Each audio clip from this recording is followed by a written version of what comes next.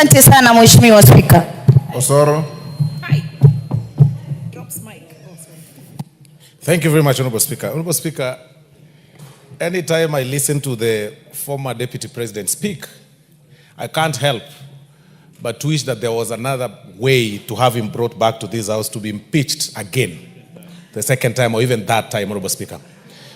Because, Honorable Speaker, I do not know what one single individual, the kind of venom one single individual holds in his mind, Honorable Speaker. In 2007, that is being referred to by the Honorable Gachagua'S, Honorable Speaker, I was a university student, I was in the university, Honorable Speaker. But at the time that the skirmishes were happening, Honorable Speaker, I was in Molo as a rider, as a border rider, Honorable Speaker. And I remember, Honorable Speaker, being accosted by about 5 people, Honorable Speaker, who wanted me to speak in a certain language, Honorable Speaker, that I didn't understand. They took away my motorbike and I had to run, Honorable Speaker, for my life. And I found myself, Honorable Speaker, in a petrol tanker that I didn't know then where it was going, only to find myself, Honorable Speaker, in Lunga Road, industrial area, Honorable Speaker. How can a person describe that, Honorable Speaker, as a Christmas party, Honorable Speaker? How can a person, and along the way, Honorable Speaker, as we were coming, as we were driving all the way from Molo, El Bago, Honorable Speaker, to the entire route, Honorable Speaker, we could see bodies of people splashed across, spread all over, Honorable Speaker. When a person stands, Honorable Speaker, and speaks in such kind of a language and says that, 2027, if this and this does not happen, and anytime the guy speaks, Honorable Speaker, his description is only about him. It's issues, it's about him. Honorable Speaker, I think it's about time that we advise him to see a psychiatrist, Honorable Speaker. He needs to see a doctor. He needs to do his mental check, Honorable Speaker. And I think doctors here should refer some very serious psychiatrists, Honorable Speaker, to see to him, Honorable Speaker. Because it's quite unfortunate that anything you speak is about your area. Anything you speak is about your village. Honorable Speaker, that is a disease I refer to villagitis. That when you wake up, the only place you'll have is one village.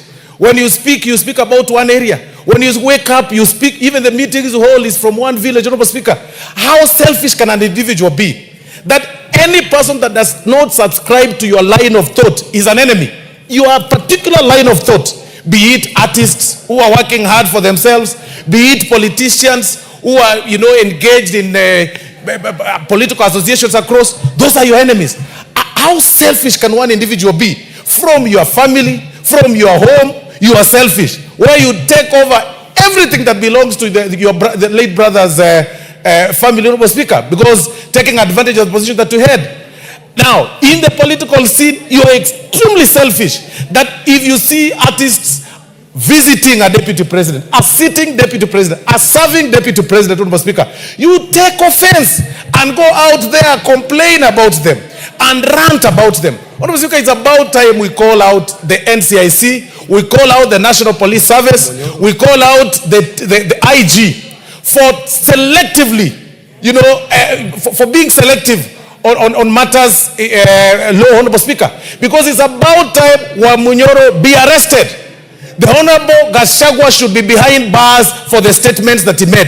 If those statements, Honorable Speaker, were made in the previous regime, perhaps somebody would be running up and down, Honorable Speaker, with a battalion of lawyers. I think we are too tolerant. I believe even the independent bodies in the Constitution are becoming too tolerant, and they are going to affect this country. I mean, that you are being summoned by a body, a constitutional body, then you refer them through a lawyer, then and tell them, I can't attend, you are this and this. And then when you get arrested, you say it's political persecution. Regarding Gachagua'S, he should be a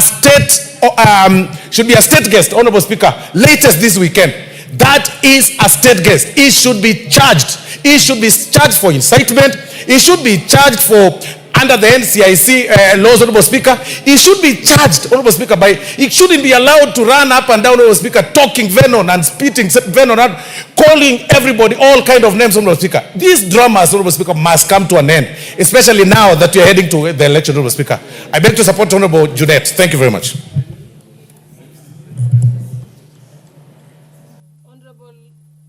Honorable Otiende Omolo. Thank you, Madam Speaker. Madam Speaker,